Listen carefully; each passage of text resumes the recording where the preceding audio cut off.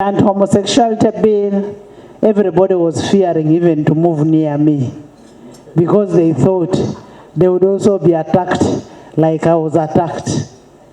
And I feel so hard when I hear people saying, and imagine people who are going to be members of parliament saying she was sanctioned. I was sanctioned for the good of this country. I protected the values and the traditions of this country. I carried the cross for the good of this country. And I am ready still to carry it.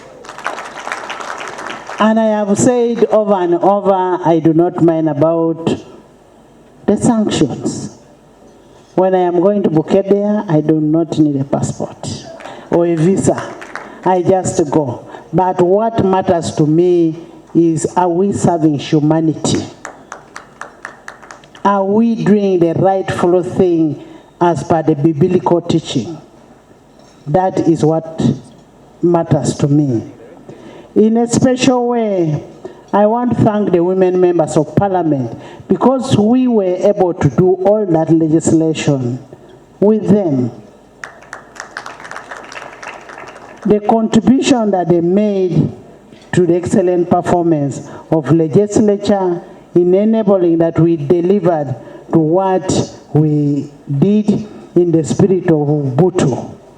We did all what we could, and in any way, if we could have hurt you, we want to say we are very sorry.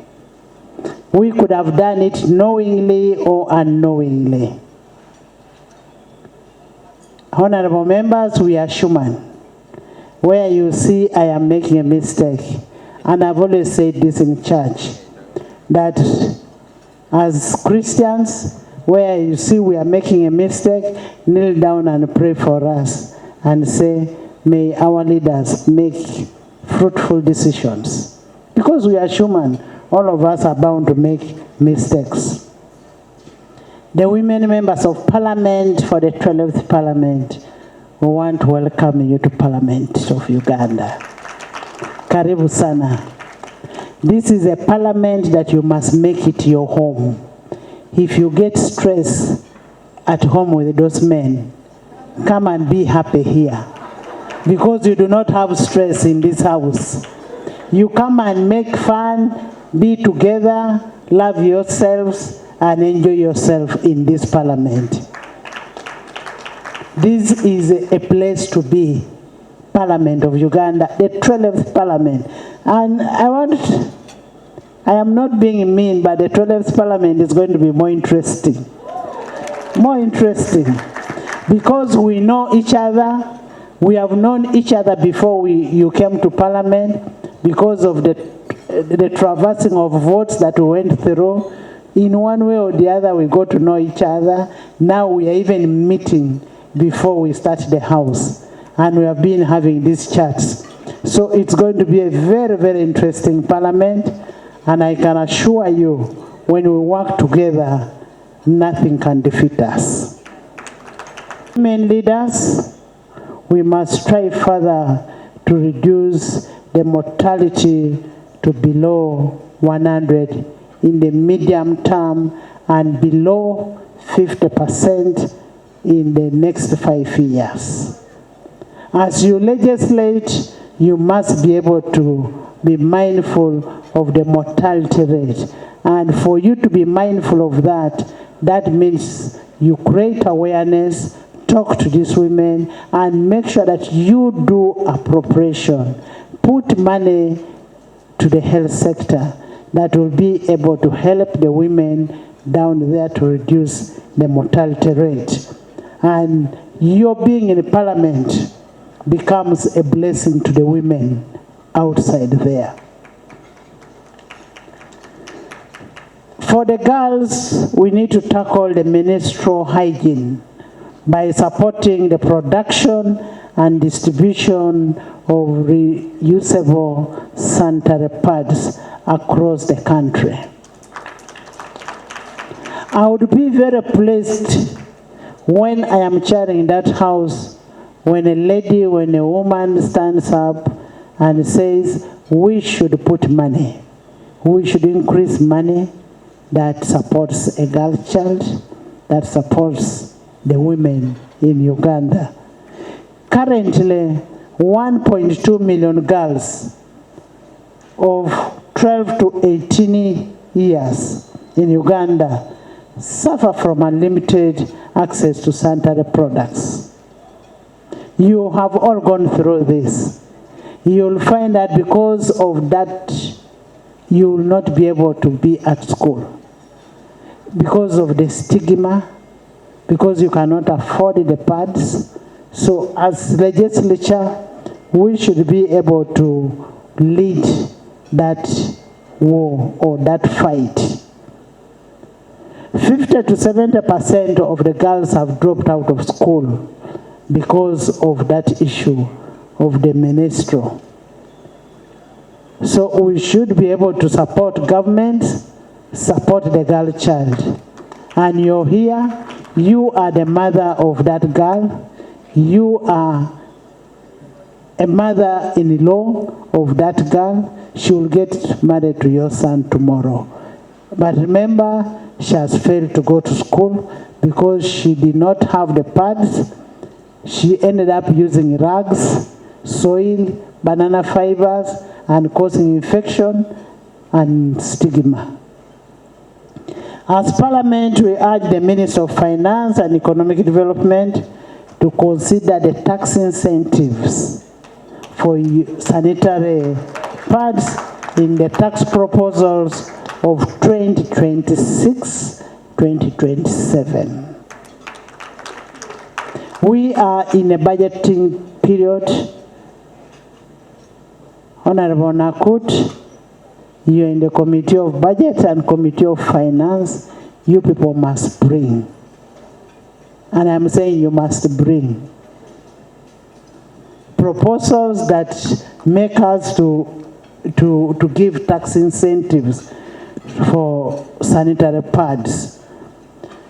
These are some of the realities that we as women leaders must confront through appropriation, legal policy instrumental reforms, behavioral change, and attitude reforms.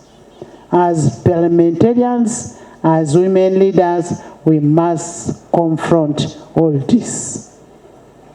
Addressing these realities require a responsive leader, a servant leader. Our gathering here today is part of the process of reaffirming and refocusing our energy as women leaders in improving the plight of women and the girl child. Clerk, I want to request you that we should have regular meetings of women to discuss women issues. We should always have meetings, and as for the women members of Parliament who have just come, you'll find that there are so many things that are happening. But this one we shall discuss when we have a closed door meeting with the women. Clerk, I want a closed door meeting with the members of 12th Parliament. Immediately after swearing in. We do not want mistakes that happened in the previous Parliament. Accelerate access to justice for all women and girls in Uganda. This speaks to the vital ingredient of societal empowerment and dignity. If we unpack the theme, we will affirm that in investing in women and a girl child is indeed investing in a nation, because a woman is a mother to the nation. The socio-economic empowerment is a vital precondition for dignity, fairness, and equality. Empowering women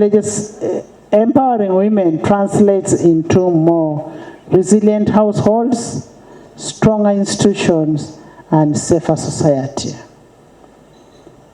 Saving is a precondition for investment. You cannot save what you do not have. And in order for us to save, we must have both the financial and social discipline. As we pass this money for PDM, for all those that are meant to go to the society, as women members of parliament, we should be able to ring fence and say this percentage must go to the women. And if we don't speak that as the women members of parliament, nobody, and I'm saying nobody, will speak for the women and for the girl children. Therefore, as women leaders, we must work collectively to empower our fellow women and girls through education, skilling, and creating an enabling environment for production, environment, and good health as starting point for investment.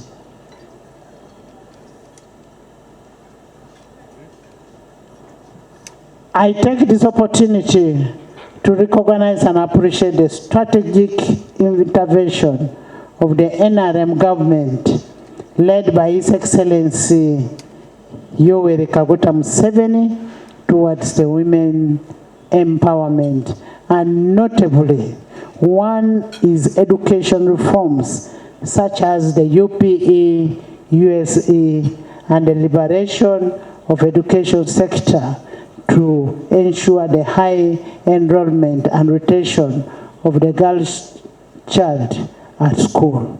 I want to thank President Museveni. We also